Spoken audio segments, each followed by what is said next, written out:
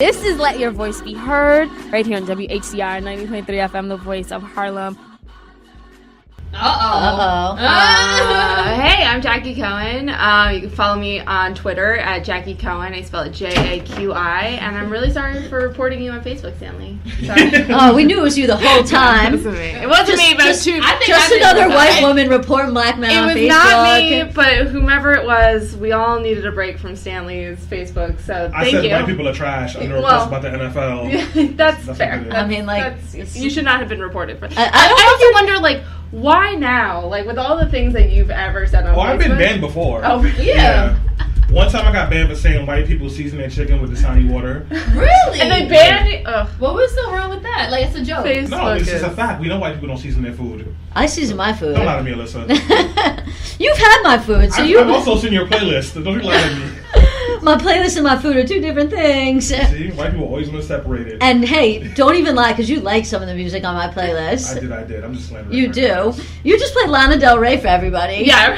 Did you hear what she said? My pussy tastes like Pepsi Cola. We know. She did say that. Anyway, who are you? I'm Ilyssa Fuchs. I'm your legal correspondent, so you can talk legal to me. I got my really cool mug right here with all my Supreme Court cases on it. Just side note, we all decided last week we were going to bring in mugs so we look professional, and of course Ilyssa was the only one to remember, so that's why I got my cool Supreme Court mug. I got my Are You Detaining Me or My Free to Go shirt, so we're very legal today. But you can find me on Facebook at facebook.com/Ilyssa Fuchs or facebook.com/politically preposterous, which is the fan page. You can also find me on Twitter at Ilyssa Fuchs, which is ILYSSAFUCHS. And on Instagram, of course, at Ilyssa.Fuchs, because, I got to mix it up and stuff. Mm-hmm. Hey, guys.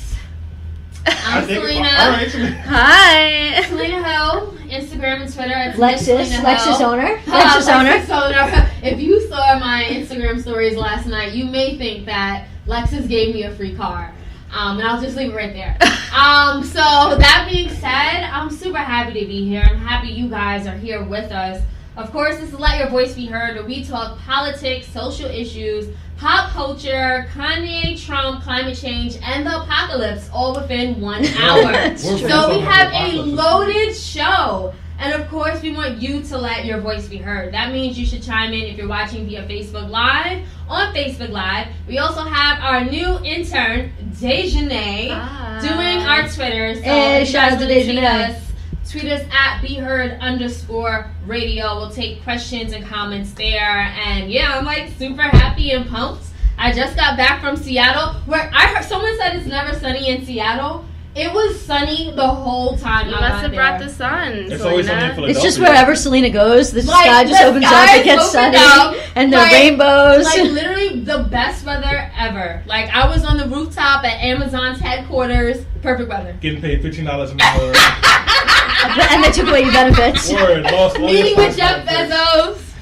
Yo, just living the life.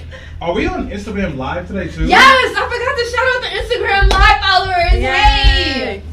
What's going on Instagram Live? We appreciate you guys for tuning in with us. So yeah, listen guys, we are not in our usual studio. Usually we'd be somewhere in Harlem in a stuffy room with better sound spacing in there. But the studio is under construction, so we are here in Tribeca doing this show on Facebook Live because we want to make sure you keep getting that good content. And listen, if you don't have time to look on Facebook Live or you have to run out, the podcast still comes out every Monday morning, unless of course I got drunk the night before and forgot to press publish. That happens. You can still find us there. It does happen. And we bought this soundboard, but if you want to help us kind of ramp up and get better equipment for a better quality show, we're going to be having a GoFundMe going up later today. I said that last week, but this time I'm serious. And you can help us raise $400 to get a soundboard that doesn't just cover one mic, but 4 mics. But anyways, guys, we have a huge show scheduled today. So I know we all have been watching, or maybe not all of us, because I tried to avoid it actually, Kanye West continue his implosion into Kundum. And he was at the Oval Office, and he cursed and said the MF word, which I guess no one had ever said there before, even though I doubt that's the case. You think Obama never said that word in the Oval Office? Yeah. Trump curses all the time. 2, he hugged Donald Trump and pretty much said that the reason I like this Make America Great Again hat is because it makes me feel like Superman, and I didn't have my dad, and you're kind of like my dad. 3, Jim Brown was there. Jim Brown, NFL Hall of Famer, former civil rights activist, was there.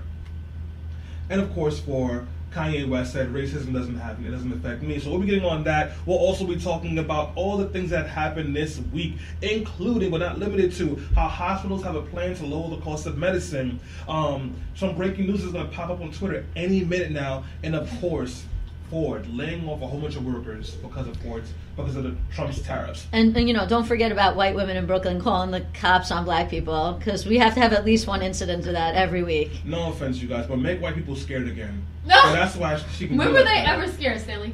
Come to East New York in 1996 and see how many white people you see. They weren't there. Exactly. You know But why they weren't are there, now. right? Everyone was scared. Everyone was scared. I wasn't scared. I was good scared. in East New York, shoot. Yeah, I was no, looking I good would've out been there. there as well. But along with those pieces, guys, we're going to be talking about something that doesn't get enough attention: climate change. And why does it matter? Because one, we're all going to drown and be boiled alive at the same time because we're getting too hot. And two, before that happens, we'll all be homeless because we'll be pushed out of our homes because of climate gentrification. We'll be talking about all of that and why we know about it through this report that came out a couple of days ago that said we had 12 years to get our act together or we're in even deeper trouble than before. So yeah, it's a big show, but I am excited to talk about things. What about you guys? It's been a really hard week. I don't know, especially with the IPCC report coming out. It's been really hard thinking about the future of our city and our planet and what we all need to do to, like Stanley said, get our acts together before it's too late. Yeah. So it's going to be so. Anyways, Yeah, I mean, guys, it's just depressing. Yeah, it is depressing. Straight up. And that's why we're going to start the show up, guys, with something light. We're going to go with the news roundup. So if you're new to the show or you've never heard it before because you're new to the show, it's the same thing. The news roundup is the segment where we just kind of like talk about the news stories that happened throughout the week, things that made you laugh, hey, IG Live, things that made you cry, curse, flip a table, or just scream out in frustration. I know Jaqi gets frustrated about at least one news story a day, and Ilyssa gets frustrated about everything every second. And then That's last true. will be on Saturday Night Live. So I want to kind of do a round robin, but I want to start it off because I'm selfish and a narcissist, and tell you guys that the hospital network in Utah is working on creating their own pharmacy to get all the off-brand medicine and start developing it there. And the reason they want to do this is because they can significantly lower the price of medicine if they're producing all the off-brand prescription pills in-house. And we're not talking about a small $5 discount. We're talking about medicine that might be $7,000, all of a sudden being $70. This could be a huge thing. So I know we don't usually talk about this piece right here because when we think about healthcare, we think about the cost of doctors and x-rays, but pharmaceutical medicines, like, that is also why it's so expensive. So this can be a game changer. Absolutely. I remember I went to the dermatologist and it was a severe issue. It wasn't even like acne. And the medicine they prescribed was like a couple hundred. And they didn't even tell me that. So I went to the pharmacy and I'm like, oh my God, I can't afford this. Cigna only covered half or something like that. It was ridiculous. Wait, it was still a couple hundred. Yes. I mean, this is why we need single-payer healthcare, because when I lived in England in 2008, basically everything is standard. It's 18 quid for every prescription. 18 quid is basically about, well, at the time it was about double. It was about $36, but that was because of the exchange rate. Yeah. Now it's like basically the exchange rate sort of evened out. So we're really talking about give or take between $18 and $25 or so in American money for every single prescription. And so this is it's not just, it's great that the hospitals are taking that step, but in my mind, it's not good enough for the hospitals to just be taking that step. You also need government getting involved and saying we're going to work to try and lower the price of drugs through legislation and through a single-payer healthcare system that we know drives the cost of prescription medication down. Yeah. Jaqi, any thoughts on this? No, it's just that the cost of healthcare in this country, everything associated with healthcare is outrageous, and I would echo Alyssa's point exactly that the ultimate goal is single-payer healthcare, right? This is a great step, but this is sort of mitigating a bigger problem that we have the solution to, but it's so politically divisive that we can't seem to get it done. Yeah, well, speaking of so much winning that we're doing, Ford announced this week that they're laying off hundreds and hundreds of workers because they are losing money due to the tariffs. And so, this is sort of what we were saying when Donald Trump was like, we're going to blow the whole system up and, we're going to like put America first, which is sometimes these policies, he doesn't think them all out. And he doesn't realize that like when you get involved in like putting tariffs on certain goods, that increases the price of goods or the cost to make certain goods here in the United States. And when the cost of goods goes up, you can't sell as many, and that means you have to lay workers off. And so like we are seeing a direct impact of the Donald Trump policies as being the layoff of American workers. And the people who are being laid off a lot of times are the very people who voted for Donald Trump. So aren't most of those Ford jobs in Michigan? A lot of them are, but Ford has plants all over the country, not just in Michigan. I just thought it was funny because Michigan voted, didn't they go for Trump? They did, yeah. Congratulations. They absolutely did. Well, you get what you vote for, but like at the same time, it also affects everybody because the economy, your vote, like these are all things that are individual to you, but like at the end of the day, what happens in one place affects everybody else in the whole country. Yeah, sure. That's ridiculous, guys. So, hey, I guess we're all going to be poor and burning up because of a climate disaster. What else have we got going on over here? Give me some good journalistic reporting that makes me feel good about the space that we're in. Jaqi, didn't you have something about journalists? I don't know if this is good, happy news. This is quite the opposite. But this was a story I was following this week. Saudi journalist Jamal Khashoggi was, we presume dead, right? Even though Saudi Arabia still insists that he was not murdered.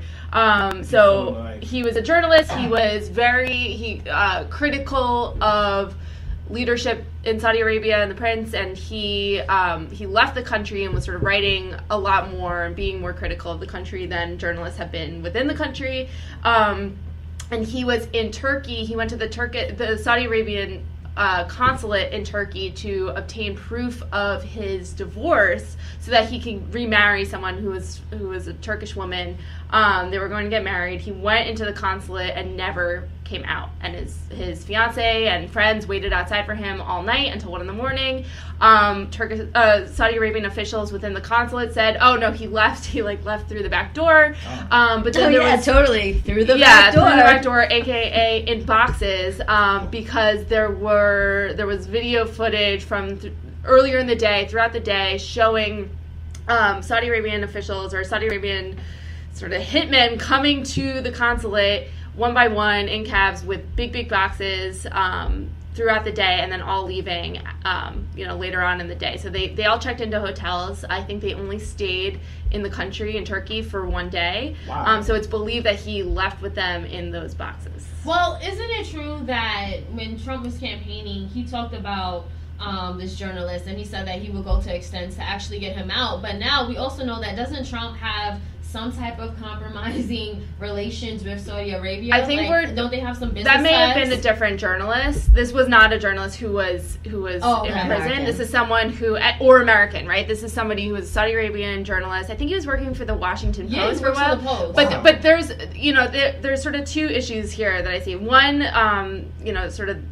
obviously Trump has no respect for journalists, and so journalists themselves are reporting and sort of calling out very powerful figures, and they put themselves at great risk. And there's been a great history of journalists doing this, right? Being beheaded in certain countries or going into war spaces and putting their lives on the line just to report the truth. And so you have an instance where this journalist was calling out his own government and, at risk for that reason. Yeah. So obviously, I don't think of Trump as someone who's necessarily going to step up and protect journalists when he's, calling all journalists in this country fake news. Yeah. But on the other hand, Saudi Arabia, this is, if this is true, which we have every reason to believe that this is, that they murdered this journalist, this is a huge problem. And Trump's response to the news was very weak. It was very, I got to learn more about the facts. I don't know. He was very, very resistant to calling out Saudi Arabia and saying, if this is true, this is what we're going to do to punish you. Look, the issue with Saudi Arabia is just interesting from the broader picture, because at the same time that Saudi Arabia is technically our ally,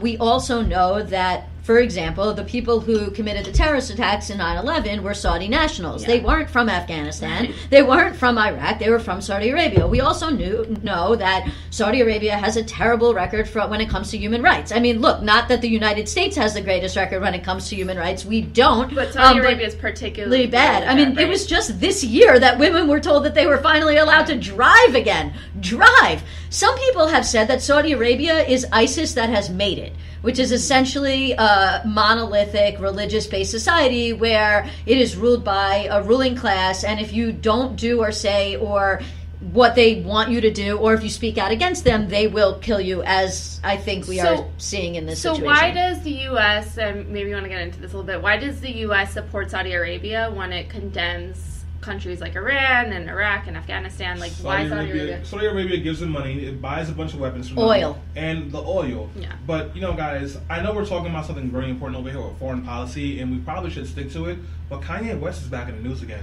And that is much more important than maybe supporting ISIS's success story in Saudi Arabia.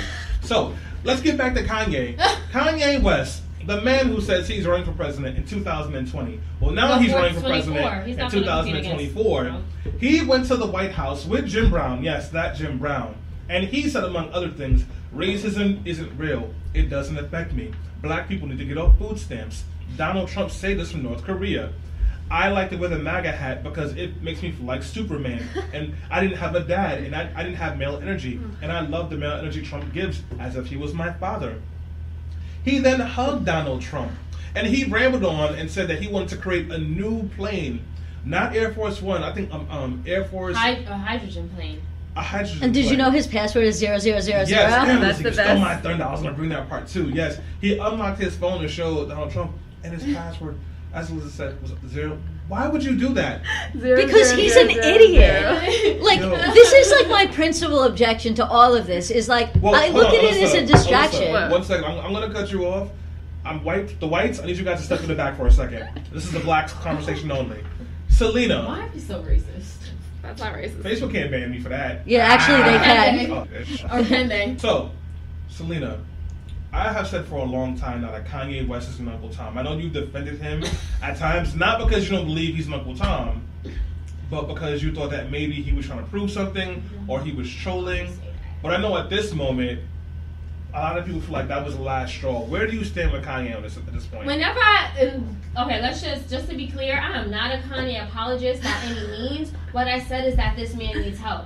Yesterday, I had a conversation with Nick Cannon, who knows and has worked with Kanye West. Let me pick up the name you just dropped. Okay. So Nick Cannon, I said, Nick, Kanye, a lot of us have canceled Kanye. Why do you have so much hope? And he said, at the end of the day, my brother needs a hug. He said he's subjected to a lot of propaganda. It seems like there's not a lot of people around him who are telling him the truth. He said that, when you're in this industry for so long and people tell you no, but then when you exceed those expectations, you start to think that everything you do is right, and he has nobody there to really check him. So his way of thinking, as flawed and racist and horrible as it is, he thinks he's so right because he's made a lot of money, he has success, and he's been right about every other aspect in his life. And what he was saying, that's debatable, it's subjective, but he is very successful in his career. So basically, what he's saying is that, to me, I think Kanye West is suffering from some type of mental illness. I think he's deranged, and I think the fact that Donald Trump and the media keep giving him a platform. Well, he creates his own platform, but I don't think he did not deserve time in the White House. He needs help. He needs a hug. He needs therapy, and he needs to get back on medication. Well, Selena, I'm going to push back on you again. Kanye West is a millionaire. You know who needs a hug and needs therapy and medication and support? I got a couple of friends in Tilden houses in Brownsville that can use all of that. And they're not over here touting and saying Donald Trump is bad. It's great for America. They're actually resisting like the rest of us. Right. And we've had this debate before. Having mental health issues, which we know Kanye West does not apologize or erase bad behavior. It just does not. And it's not my fault he has bad people around him. It's not my fault that he wants to be around a bunch of crazy white people. That's his fault at this point. So I don't think that we need to apologize for him, but I did want to ask you a question. Right? Stay out of this for a little bit more. I got you, Ilyssa. Why, like, Kanye West is starting to represent a section of, like, the black institution that supports Republicans. And there was a big push to kind of get Republicans to kind of veer away from the racism, mostly in the 60s and 70s. And Jackie Robinson was one of the people who said at this point, if you are black and you support a Republican, you are not a black person. Do you think you can be a conservative and an African American and still keep your dignity and still keep a space where people shouldn't look at you funny? Absolutely not. Kanye West has no dignity. Like, he needs to take a seat, he needs to sit down, and he needs to stop talking. And by no means do I think that mental illness makes you a coon. I get that. And I just wanted to clarify, because I'm not saying that it's justified because he's suffering. I'm just trying to say that I am more empathetic because I see this man is suffering. He reminds me of people in my family who are deranged and do not have a clear thought pattern and who are influenced by negative things and negative thinking, and they're just and that's the reason why they talk and they think the way that they do. Well, I can't argue with that. Listen, we had a comment? Yeah, we do. So Quenda Tiny Pay says he is trolling. Why? Because the people he is upsetting don't vote anyway, and he's trying to be president. And, like, I get exactly what Quenda's saying, because, like, my personal thought is, like, putting aside the racial issue is this is all just a show. I actually think you guys are giving him way too much credit. I think he knows exactly what he's doing, just like Donald Trump knows exactly what he's doing. I think he's trolling us, and I think he's trying to distract us from the real issues. This week, as we're going to talk about in the later segment, this climate report came out about the dire consequences that climate change is going to have on our world, and yet everybody has been talking about the Kanye thing and distracted from real issues. 2 weeks ago, a report came out that said Donald Trump committed a huge tax fraud with his father. Nobody was talking about that. Why? Because everybody was talking about Kanye's visit to the White House. So, like, to me, I think that this is just, like, all purposeful, and they're doing this on purpose so that we're talking about that and so that we're not talking about the really important issues. That's a really good point, Ilyssa, and there's a lot of truth to what you said, but the fact of the matter is Kanye West played a major role in a lot of people's lives. I can make an argument for myself that the reason that I was more tolerant of the LGBTQ community was because Kanye West was the first rapper to speak out against homophobia and to speak up for same-sex marriage. When his second album, Late Registration, came out, and he was talking about finding out his cousin was gay, and he said, I love my cousin. Am I supposed to stop loving him now? Yeah, but now he's supporting a man who's homophobic and policies that are homophobic. So that's the point. He's had such a huge impact in people's lives. He said George Bush doesn't care about black people, when all of us, before we were political, felt like something was wrong but didn't have the words for it. So for someone like that to make albums like The College Dropout that have a huge impact, and I think at least in mine and Selena's college careers, and to be like this, it hurts because he was considered a leader. So yeah, maybe a lot of people are talking about it because it's buzzworthy, but this is a man that a lot of people looked up to, particularly people of color, because he was the standard for what you wanted, and like somebody that was in the music and in the movement for a long time. And also, I would push back and say that it's not Kanye West's fault that no one is paying attention to climate change issues, because we haven't been, and that's how we got into this position in the first place. So I think that climate change to so many people is still such an abstract thing, whereas Kanye West's presence in the White House, it's like a clear, tangible thing. You can watch the video of it, you see it, and you can respond to it. And I think given the sort of like political climate we're in and the culture, this like viral culture that we find ourselves in, it's much more relevant to many people who aren't sitting and talking about politics with their friends all day, right? Who don't do what we do, which is text all week about what's going on in the world, right? I think we take for granted a little bit that we have that access to other people that want to talk about politics and discuss, but I don't think most people do. And so what they're seeing on CNN and on Fox and on, cable news is that Kanye's in the White House and not, our planet's on fire and we need to figure this out. I mean, we really should look at our news then also and what they're and also the White House is the one who set up that meeting and coordinated it and brought him in with every single media outlet that was there. So, I mean, if you want to talk about like distractions, the White House, the Trump administration is really good at doing that. And they happen to use Kanye this week. But it's a negative feedback loop, right? Where the media chooses to cover this, but they choose to cover it because we choose to consume it, right? We perpetuate that. So it's not like the media is saying this is what you need to care about and forcing it on us.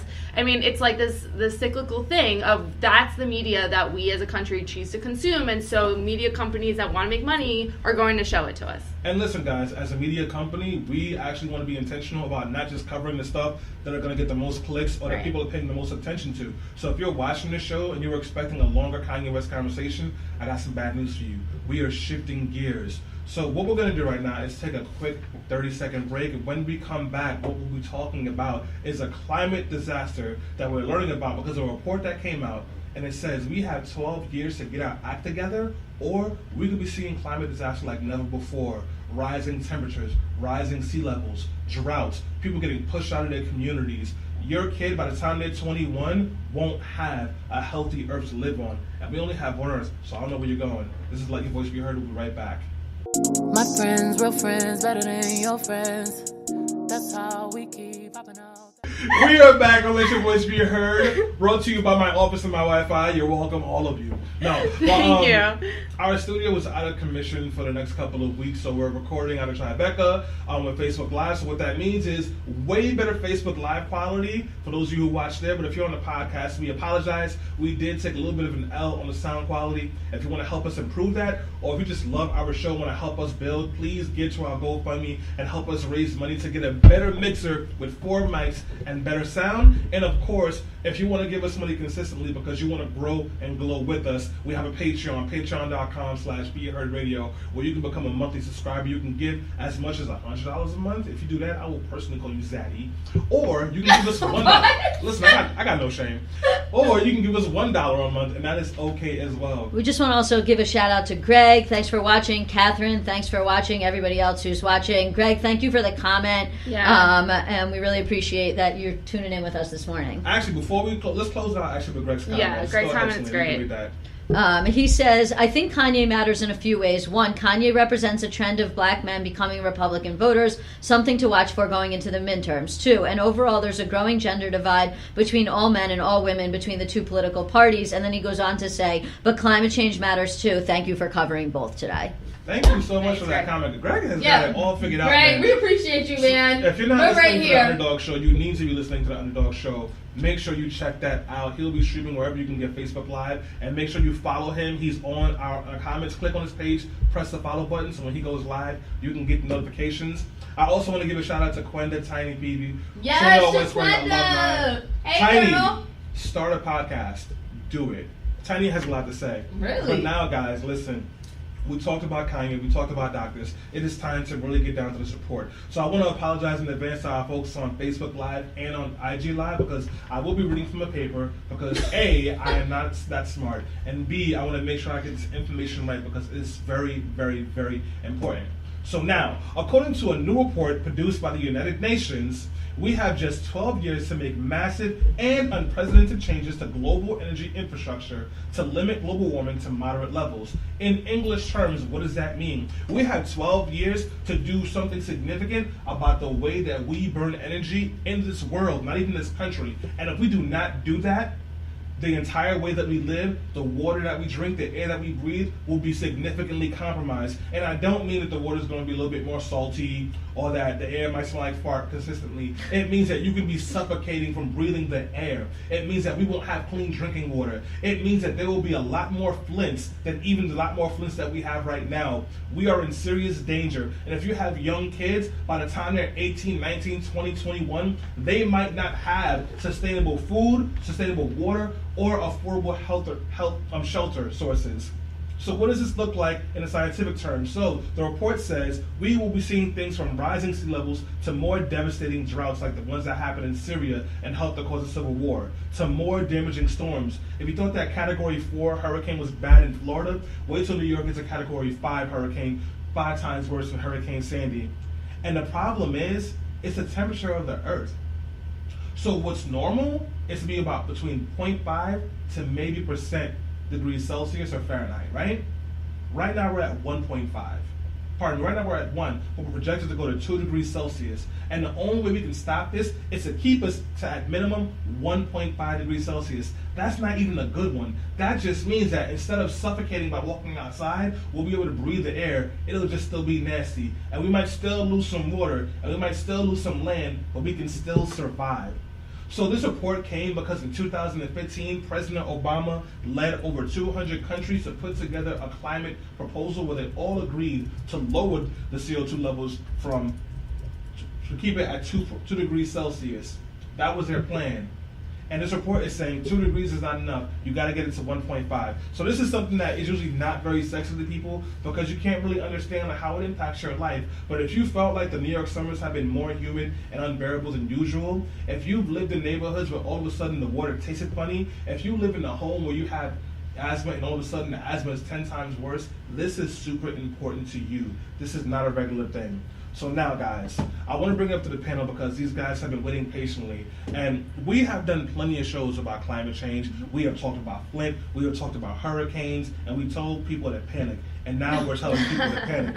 Right. Why is this different? I want to start with Jaqi first. Well, I think what's new and what's really scary about this report is that it tells us that things are going to get really bad much sooner than we thought, right? We knew things were going to get really bad and that we had to change our behavior and we had to change the way that we're emitting greenhouse gas into the atmosphere to reverse this sort of pending doom. But with this report, one of the things that this report revealed to us was that the timeline to get our act together is about 12 years, right? Yeah. So we really need to act now. There's no time to wait. And, unfortunately, we are in a political climate, no pun intended, that isn't very conducive to making the kind of change that we need to reverse this devastating trend. Right. I mean, look, one need look no further than the planet Venus to see what is going to happen to the Earth. And to Jaqi's point, much quicker than we initially expected. We are, just to give you a little bit of the science behind it, we need carbon dioxide in our atmosphere. Carbon dioxide is actually, not only does it help sustain the planet, but it helps to maintain that temperature that sustains life. However, our entire society is built around the idea of what Stanley was talking about, that 1 degree, 1.5 degree place that we are now. When the planet gets warmer, then we get into a feedback loop where the ice caps start to melt. That puts more warm water into the ocean. That means there's more absorption of heat from the sun, and there's less, and the more heat that absorbed by the ocean means the oceans get warmed up. And what do we see when the oceans warm up? Large storms, like you point out, like hurricanes. I mean, we just had this giant hurricane in Florida. We are also seeing a bad situation in Florida where they have a lot of algae and this red tide. These are all effects of warming waters and a warming planet. And ultimately, we may already have waited too long. And so, it is important that we make clear to people that this is something that we should have been taking serious for a long time, but we are at the point where we need to take this serious right now, or we're just done. Yeah. Because, at the end of the day, we do only have one planet, and it's not sustainable to live the way we are living right now. And I'll just say this, and I'll try to keep it short, but this is, this definitely hits home for me as well. If you guys are like, look, it's not my lifetime, I don't know how long I'm going to be here, it's definitely going to affect all of us personally and individually. So if you don't care that the fact that all the coral reef will die out, if you don't care that we're going to have more wildfires and heat waves, if you don't care that the world's food supply will dramatically decrease, then maybe you might care about how it's going to affect your personal health. So a study came out that shows that there are about 6 different ways that this will have an impact on your health, and I'll try to keep it short. So there will be an increase in type 2 diabetes. They're saying there will be an increase in disease-carrying mosquitoes and ticks, Zika, mosquito bites, respiratory problems and stroke, asthma, if you have stuff like that, it's going to get worse. More car crashes and fewer inspections. And this one, is interesting because studies show that the higher the temperature, the less likely cops are to really regulate the roads. So that means that driving conditions will become more unsafe. Again, this is science, this is research, this is fact. And also, food inspections also drastically decrease with higher temperatures. I guess we just all get lazier when it's hotter. I don't know. But Yeah. On top of that, extreme weather and rainfall will have also contributed to the spread of bacterial infections. I know some of us are germaphobes, so imagine even more bacterial infections spreading. And now, last but not least, this is the one that really resonated with me. There will be an increase in mental health issues, right? We just talked about Kanye West, mental health, that's a stigma in the black community. Well, guess what? Even a modest rise in temperatures is associated with an increase in mental health. So in fact, a warming of just 1 degree over 5 years is leads to a 2% increase in mental health issues. So if this remains consistent across the country, scientists think that this will produce approximately 2 million additional individuals reporting mental health difficulties and, get this, 14,000 suicides by 2050. It's Wow. real. Suicides? Suicides. So what I wanted to do was kind of talk about some more like straight up ways that can impact you. That was really good, Selena. Before we go that route, I want to give Ilyssa a chance to read a comment she just got. Yeah, we're getting a comment from Chad. Hi, Chad. He says, I think hurricanes should be named after men who deny climate change is real. Which is good. I like that too. Yeah, I mean, I don't want to hear their names, but that actually makes sense. Thank you, Yeah, Chad. right. Thank you so much. So, guys, Selena really brought it home in a lot of ways, but I don't think that's enough to explain to people how real it is. One of the things that really kind of brought it home for me was what Jaqi said in our email exchange when she was talking about the way that it would impact our communities. And Jaqi, I just want you to take a second and really talk about what that climate change and what those rising sea levels and extra storms would do in a state like New York City. Yeah, well, in a city like New York, which is a coastal city, it's mostly island, right? Our city, and so sea level rising would put part of our city literally underwater, right? And so there would be a reduction of available housing. And as we all know, and we have talked about on the show before, housing isn't super abundant in well, it kind of technically is. Yeah. If you have money. If you have money, right. Technically it is, because there's, I think, as many empty apartments as there are people without homes in the city, but that's another story for another show.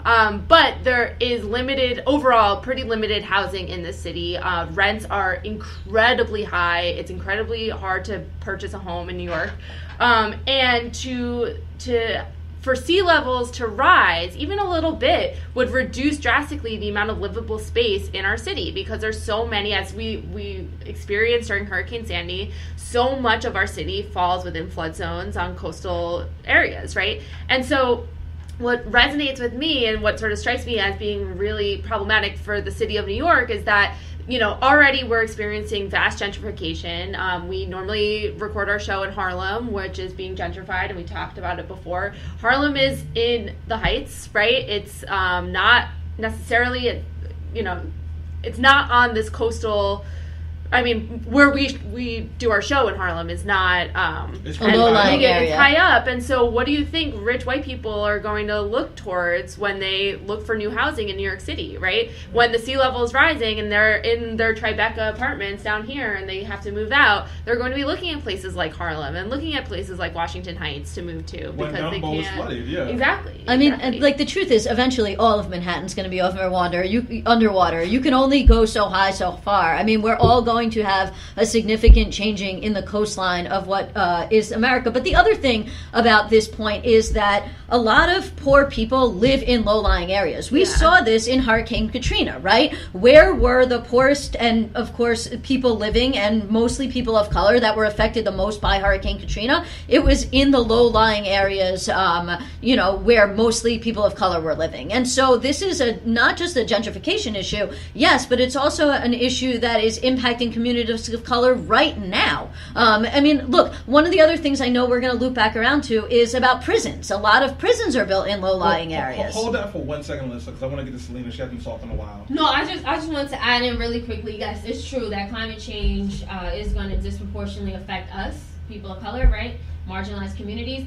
And it's so funny because, like, when we were talking about this show, we were like, how can we get people interested in, really wanting to engage with us? Well, it's funny because, like, a few years back, I had told my little sister and little brother that Manhattan was going to soon sink and go underwater, and they panicked. And they kept asking me all these questions about climate change. And I'm like, oh my God, I got their attention. I was telling them about environmental racism and all this stuff. They were like, 9 and 10 at that time, and they were and like literally like I just saw them like almost look so discouraged and defeatist. And I'm like, what's wrong? And they were like, where are we gonna live? And I'm like, they thought it was happening tomorrow. So like I just wanted to say that like I think that if we start to educate children no matter where they are and let them know how dire this situation is and these conditions are, they're paying attention. I think maybe we aren't doing a good job at communicating because they were all in at like 9 and 10. Well, I mean, you also have a whole bunch of people that literally vote against their own interests. Look, there's a lot of people on Long Island that voted for Donald Trump that live in low-lying coastal areas.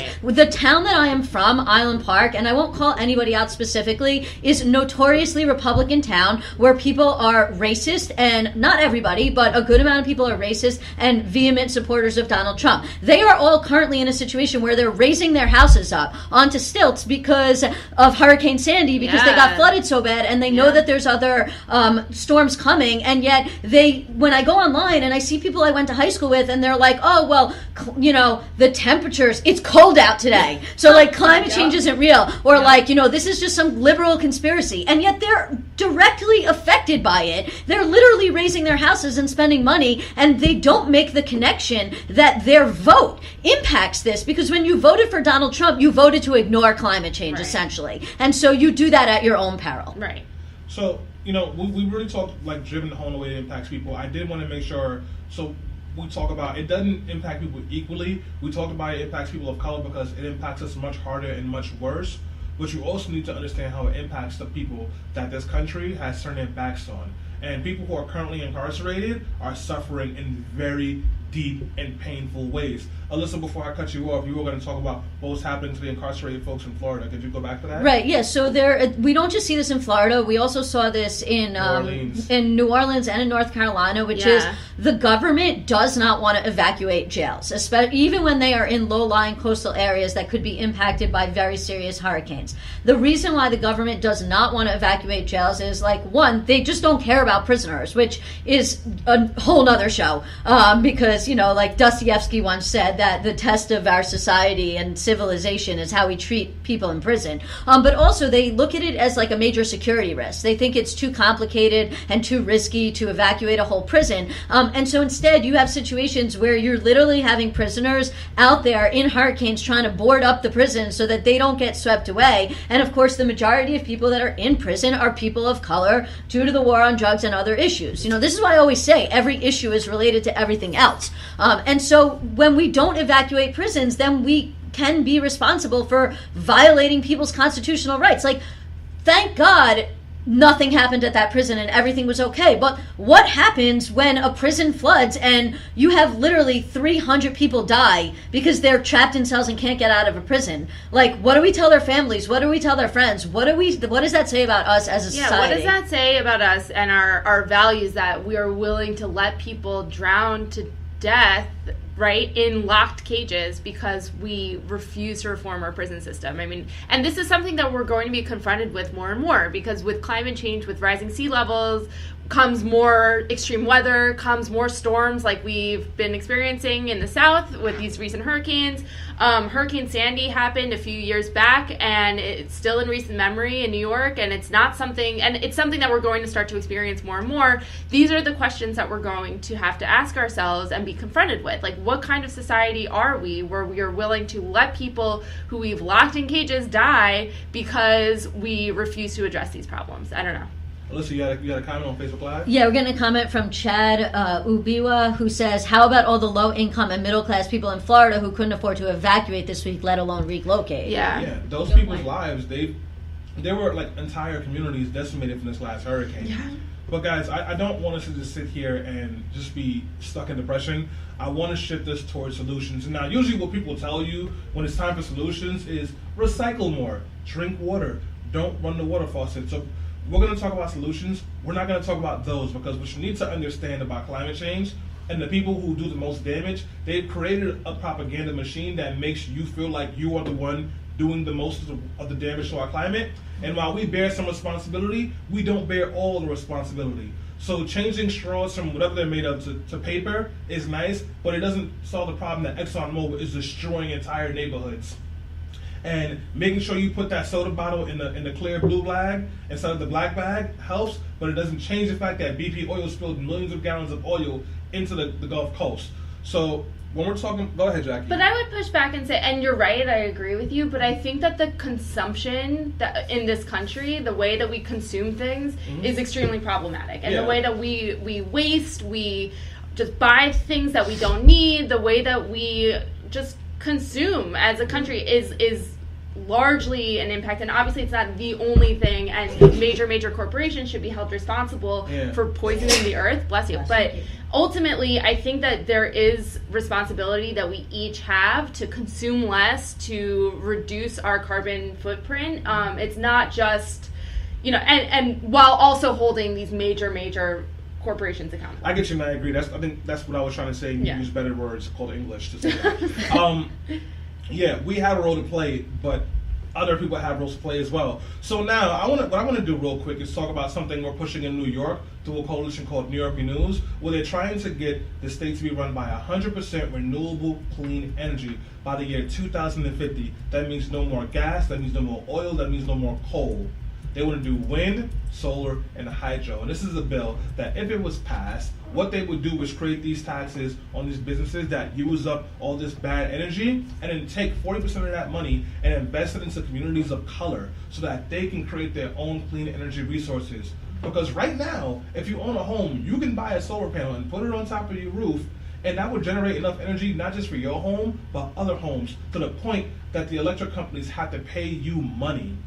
And a lot of communities of color could benefit from this, but we don't know about it, or we don't have access to it because we don't have the money for it. And we can be helping to improve the economy and our environment at the same time. Selena? Yeah, I don't know.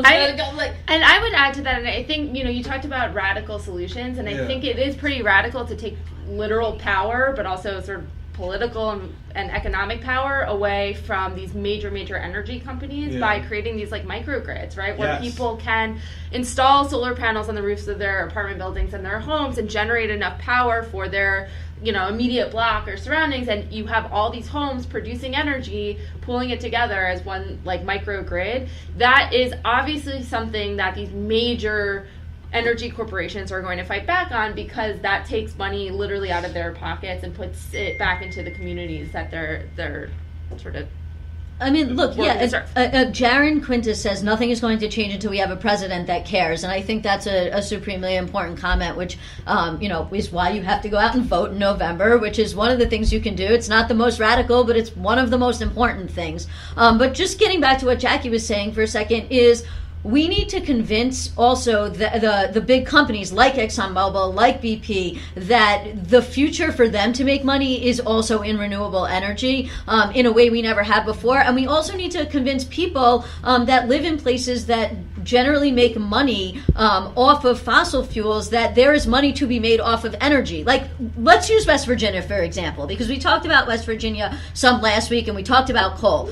A lot of people in West Virginia their fathers were coal miners, and their grandfathers were coal miners, and they're coal miners, and those coal miner jobs really do not exist anymore. Why is nobody going and saying, hey, look, let's put up a giant wind field here. We need 500 employees to come work on this wind field. Let's put up a giant solar field here. We need 500 employees to come work on this solar field. There are jobs in energy, and there are jobs that can be created in energy in places like West Virginia that are not based on fossil fuels. We have unlimited sunlight. We have unlimited wind. The fact that we do not use these resources, or we rely mostly on fossil fuels, doesn't make any sense. But even when we do that, with all the energy that powers our homes and our businesses, we still have to look at things like public transportation and increasing it, and encouraging more people to ride bicycles, and encouraging more people to take buses and trains, and less planes and less cars, because that's one of the things we can do also. I want to push back on you, but the way I'm going to do it is, I know Selena has a comment too. I'm going to let her make her comment, and I want her to answer this question. These corporations don't want to change. That's why they haven't. They're making way too much money. And if we're talking about radical solutions, why are we not taking over these corporations and giving it back to the people so they can start establishing their own microgrids? ExxonMobil is not going to do this. They knew in 1985 how bad climate change was, and they hid the report. And now they're getting patents for solar panels and wind panels so people can't do it on their own. So why not take over the corporations, Selena? What do you mean by take over the corporation? I mean, kick off their board, take it away from the owners, and make it because it's the nationalize shareholders that own the corporation. and take it from the shareholders. That's what I mean. Like completely. How? Through state violence? No. I'm asking you a legitimate question. No. Because that's how it's been accomplished in the past. So, no. I mean, it could come to state violence, but take it over. Pass legislation that nationalizes all these energy organizations because energy is a utility. But yeah, I mean, but to Alyssa's point and the person that commented, we have an administration that is invested in this lobby. Like, we have lobbyists in the coal industry and all of these big corporations that produce a lot of pollution. They have lobbyists and they pay off our elected officials, and then we have elected a businessman who also has ties to this. Like, I wouldn't be surprised, has some ties to these industries as well. Like, they're invested in it. So because their wealth is directly correlates with how well this industry does, it benefits them. And also, like Ilyssa was saying, a lot of these coal miners, they vote for Trump. They happen to be Midwestern white people, white men, the heads of these households, and they don't want to let it go. They're really resistant to change, and they don't want to do anything else new, and they're also uneducated to how this could become sustainable to their livelihood. So that's the big thing. And I also just wanted to make a comment about, the point that Jaqi was making earlier about recycling. I will say, I agree with you, because when I was taught to recycle as a young girl, it made me more cognizant of the environment, of the atmosphere. Like, my grandmother was very tedious on how to recycle. And because of that, I started looking into the environment. And because of that, now I actually really, really care about the environment. And like this study says, we only have a little bit more time to make changes, or else we're all going to suffer. And we're suffering now. Like, how many of us have asthma? How many of us live in congested communities where you can't even breathe? I went to Paris. There was so much smog all over. Like, I was literally flying over and through smog because of pollution. And that happens here in New York City, too. So we got to wake up. We're getting a really good comment from Chad, but before I get to it, when we were out in California for Jaqi's wedding, there was these huge wildfires going on. And when I was down in San Jose, you could see the smog and the smoke from the wildfires all the way down in San Jose, all the way up from Northern California. That is a direct effect of climate change, the major drought that you're seeing in California. And that cloud, apparently, that dust and that bad quality air from those fires actually made its way all the way here to New York. So, everything is impacted by everybody else. This is not an isolated problem. Getting to Chad's comment, he said, I got asked from an Australian friend why America has these problems. Why is our infrastructure so bad? Why is racial injustice so high? What's up with all of your guns? You're the only nation that pulled out of the Paris Accords. Why is the richest country on the earth refusing to save it? My answer was that America has a party in control of all branches of government that does not represent the best interests of the country, let alone the world. The reason America has these issues at such a higher degree than you is because we have Republicans. That's it, and that's all.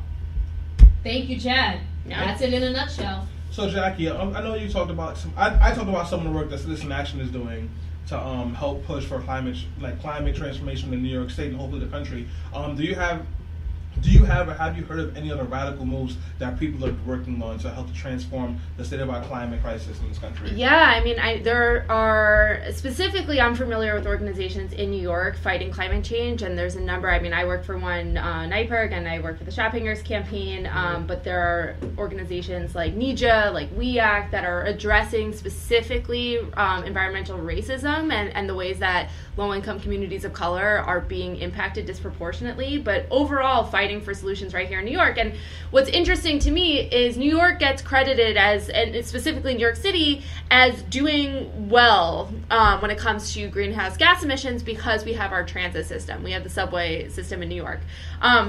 But those watching from New York and anybody that's sort of been paying attention knows that our subway system's falling apart. And transportation has now outpaced energy production as the top contributor to greenhouse gases in the country. So it's critical that we have sustainable infrastructure for mass transit, functioning subways and buses and paratransit so that people don't have to get in a car. And what we're seeing in a city like New York, which has always been lauded as doing great work when it comes to reducing greenhouse gas emissions, is that the level of emissions are increasing as transit starts to fail, right? That's a big problem. And, we've seen in New York City that 23% of all New York City's carbon emissions come from tailpipe emissions, right? From vehicles, from trucks. And that number needs to be reduced, but we can't reduce it if the subway continues to fail. And that's the New York City subway. We've seen drop in ridership on mass transit systems across the country because buses are slow, because our country doesn't value investment in critical infrastructure. And then we've seen companies like Uber, like Lyft, rideshare companies grow and profit off of the fact that public transportation in these cities suck and people don't want to wait forever to get on the subway or wait forever in traffic on a bus. They want to get to where they're going faster. So that increase of cars on the road has just contributed even farther to greenhouse gas emissions being reduced. In our cities that are supposed to do, in these green cities like New York, like Seattle, like we've seen it everywhere and it's a big problem. Yeah. So guys, listen, we have come to the tail end of this conversation. So what I want to do is give folks like a quick 30 seconds to give some of your final thoughts of what you think people should take away from this. I want to start with Selena. Yeah, no, absolutely. And I just wanted to say to Jackie's point again, I'm guilty of that. I'm a driver in New York City, and because of slow transportation, it forces me to drive a lot of times when I should just be able to hop on a train or a bus.